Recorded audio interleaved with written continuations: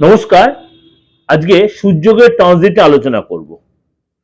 সূর্যগ্রহ প্রত্যেক মাসে কিন্তু তার ঘর পরিবর্তন করে, অর্থাৎ এক মাস অন্তর অন্তর প্রত্যেক মাসেই 15 নয় 16 নয় 16 এইভাবে প্রত্যেক মাসে কিন্তু সূর্যগ্রহ তার ট্রানজিট, এই মাসেও তার অন্যথা হচ্ছে না।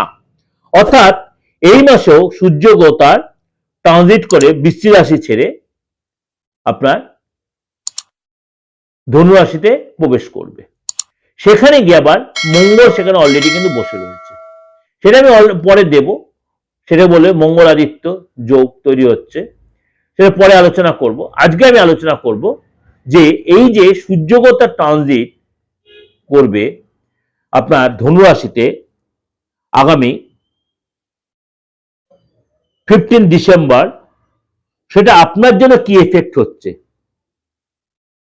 চলুন একটু আলোচনা করে নি।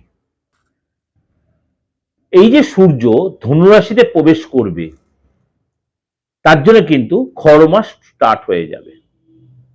এই খর মাসে আমরা কোনো শুভ কাজ করব না,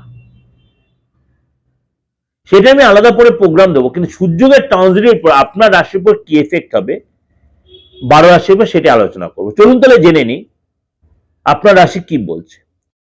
বৃষ রাশি। বৃষ রাশির ক্ষেত্রে সূর্যগ্রহের এই গোচর আপনার জন্য কিন্তু হঠাৎ কোনো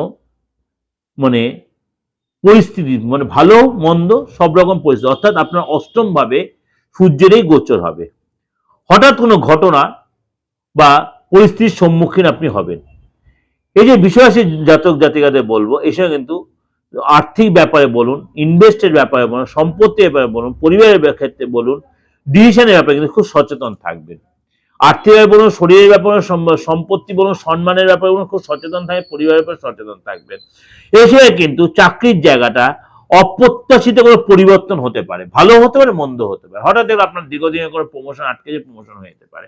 সবসময় অষ্টমের ট্রানজিট হয়ে যে আপনার খারাপের কারণে, এটা হচ্ছে ট্রানজিট, এটা কিন্তু আপনার পার্সোনাল বাচ্চাটা কিন্তু অষ্টম ভাব নয়। সুতরাং আবার দেখা গেল আপনার অনেক দূরে আপনার কোনো ট্রান্সফার পোস্টিং হয়, এটাও হতে পারে। কিন্তু বেটারটাই বেটার দেখা যাচ্ছে, কিন্তু আপনার পোস্টিং ট্রান্সফারের সম্ভাবনা থাকছে। এবং এসব কিন্তু অপ্রত্যাশিত পরিবর্তন হতে, ব্যবসায় কিন্তু আপনার আপ ডাউন হতে পারে, ভীষণ মনটা অস্থির হতে পারে। আপনার যদি আইনি করে ঝামেলা দিনের পর দিন ডেট পড়ে, হয়তো দেখা যায় কোনো ফাইসলা না হতে পারে। শরীর স্বাস্থ্যের প্রতি একটু ডিস্টার্ব হতে, বিশেষ করে হাঁটুতে ব্যথা, কোমরে ব্যথা, বা আপনার বিশেষ করে বাবার শরীর নিয়ে কোনো ফ্যাক্টর হতে, মায়ের শরীর নিয়ে ফ্যাক্টর হতে পারে। এছাড়া কিন্তু আপনাকে অনেক বেশি পরিশ্রম করতে হবে, এবং আপনাকে কোনো কারোর সাথে কনসাল্ট করে এগোতে হবে। এবং আপনাকে অবশ্যই মাথা ঠান্ডা রাখতে হবে, প্রেশারটা কন্ট্রোল রাখতে হবে, সুগারটা কন্ট্রোল রাখতে হবে, পড়াশোনায় কনসেন্ট্রেট করতে হবে। বিনা কারণে বসের কাছে ঝাড় খেতে হবে, কাজের জায়গায় হয়তো বস আপনার প্রতি অসন্তুষ্ট হলো, কেউ আপনাদের কনস্পিরেসি করতে, আপনাদের লেগ পুল করতে, এগুলো কিন্তু আপনাকে অবশ্যই হজম করতে হবে। অনেক বেশি ধৈর্যশীল হতে হবে, পেশেন্স রাখতে হবে।